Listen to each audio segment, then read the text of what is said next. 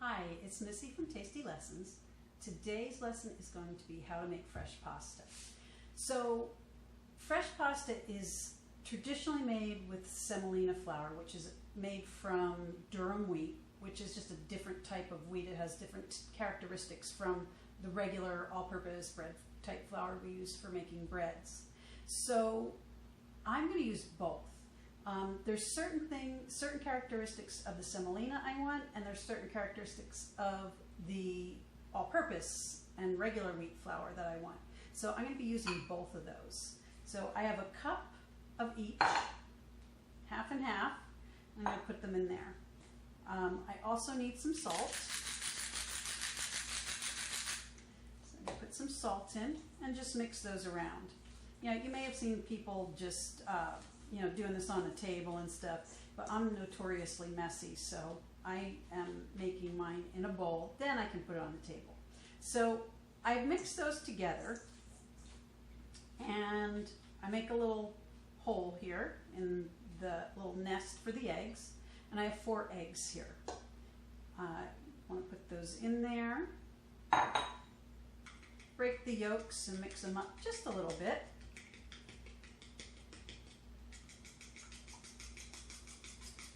And then I can start incorporating some of the flour from the outer edges. So I want to kind of do a lot of this with the fork because, like I said, I'm kind of messy and I'll be wearing it all over the place.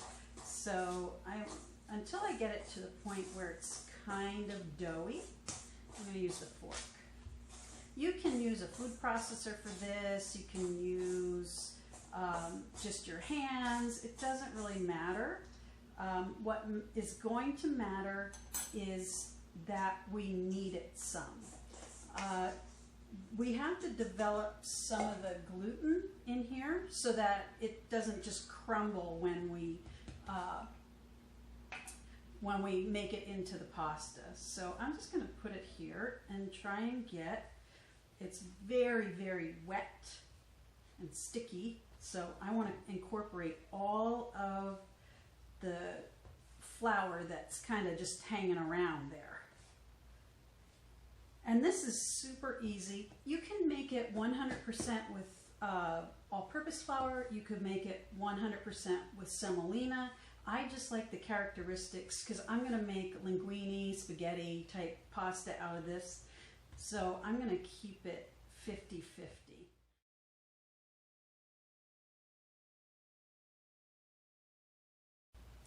Hi, we're back, and I had my pasta in the refrigerator for about an hour. I have it out now. It feels a little bit stiff, but not too bad. And I'm going to show you now how to roll it out with the machine, and then I'll show you, save a piece and show you how to roll it out and cut it with just by hand using a rolling pin and a knife.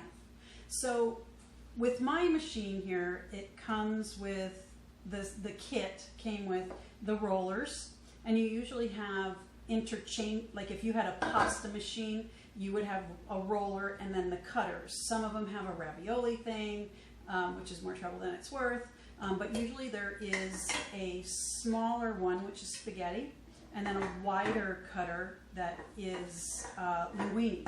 So what does this do? Well, it opens up and you put your pasta in there, and you have to keep in mind you cannot just shove that whole big thing in there and expect it to not get gummed up and go crazy on you and get all stuck in there. So you have to take your time, and you have to realize that you're going to need a lot of flour. And when I was making it, I said, oh, I use the all-purpose flour to kind of put it on the table to keep it from sticking. Now I'm going to switch to the semolina. This semolina is not as coarse as I usually see it. It's pretty fine, but it still has a coarser texture, and it won't absorb, because at this point I don't really want it to absorb into the pasta anymore. This has enough moisture, that's fine. I don't want to dry it out in the process. because you do use a lot of this, just so it doesn't stick. So let's, switch to the semolina flour. So all the attachments to these mixers usually get attached up here. There's a little screw there, and I'm going to put mine on there. So turn it tight onto there, and we're going to move it like that. I like that. Maybe you can see that better. So I'm just going to take a piece. I like to cut it better than rip it. The sides tend to stay nicer looking. It just is easier for me. And I'm going to flatten this out a bit. I always try to keep it square and all nice, but it never takes the hint. It just comes out any which way at once. So I'm going to use a low setting. And the settings on here, I have it on the highest, the most open, which is 1. And then we'll take it maybe to 3, then to 5. I don't know, I don't typically go to, for the thinnest one. I tend to 5, 7, or 5 or 6 is usually where I stop. So I make sure that this is open, and then I just feed the pasta through there, and it's so far so good. And I want it on a slow setting. So we're getting it, it's ripping up a little bit. So I'm actually going to cut that part off because I don't want it in with my other one. So you do use a good bit of this. And now I'm going to just take it down to 2. Feed that in there. Looking good so far.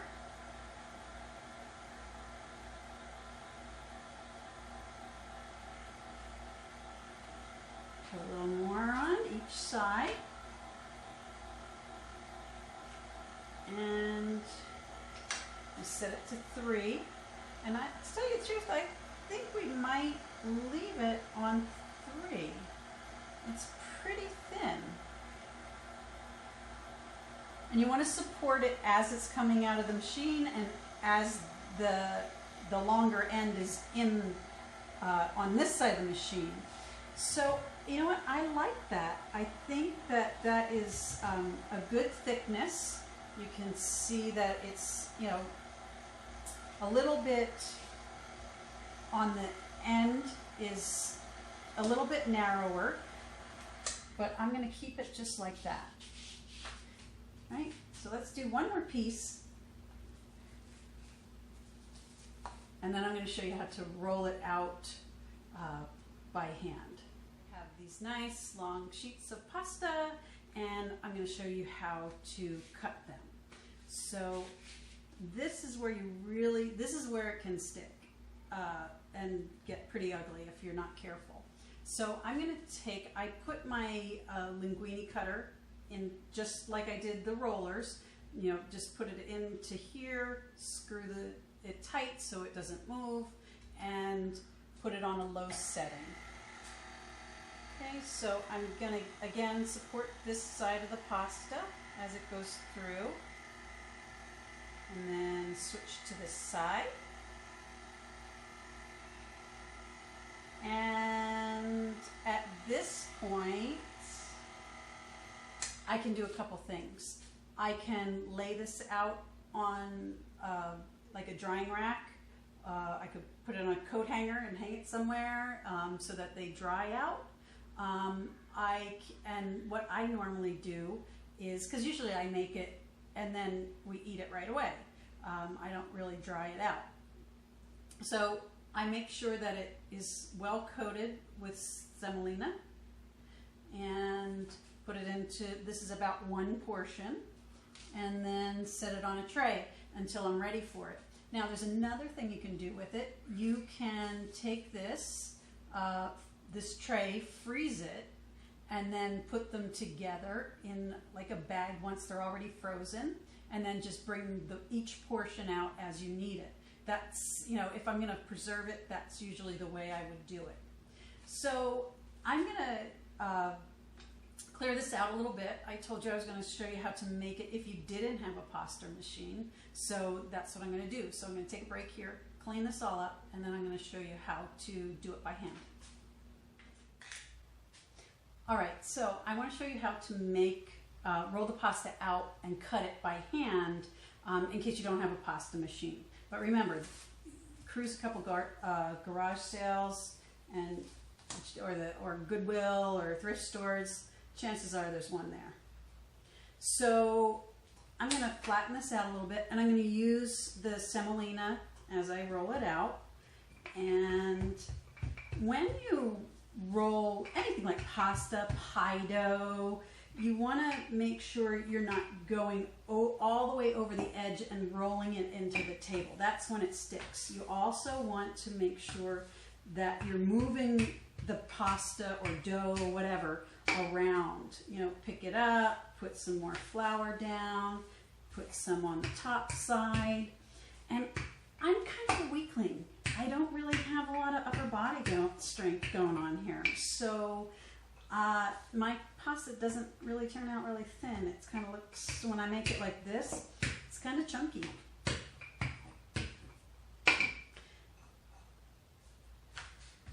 But I'm going to continue to roll this out. I'll probably put it on fast forward so you don't have to sit through it. Oh, there's an eggshell. Okay.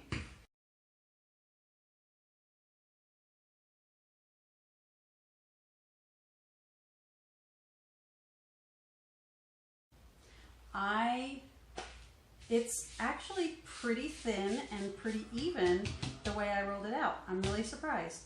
So not only when you roll it out like into sheets like this, whether it's with the machine or by hand, this is where, like, if I wanted to make tortellinis, I could do it then. Or raviolis, you can use a big sheet like this and you put the filling down, put another one over it, and then cut around them.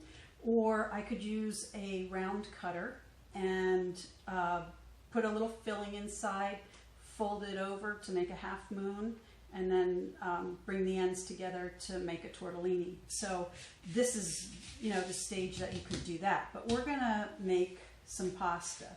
So again, I'm gonna use my semolina flour, put some on there so it doesn't stick to itself. Roll it up lightly, and then I'm gonna cut it. Try to stay in the same width. And I also, oh,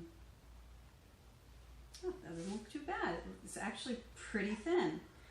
And I also want to have some semolina flour ready to put on this also.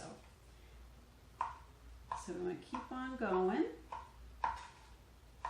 and cut that up. Make sure you're cutting all the way through too, so you don't have just like one big pasta noodle with just fringes on it. So you make sure you go all the way through to the cutting board. And there we have pasta. This is probably about two portions right there. So actually, I think this is thinner than the other stuff. Now it's about the same.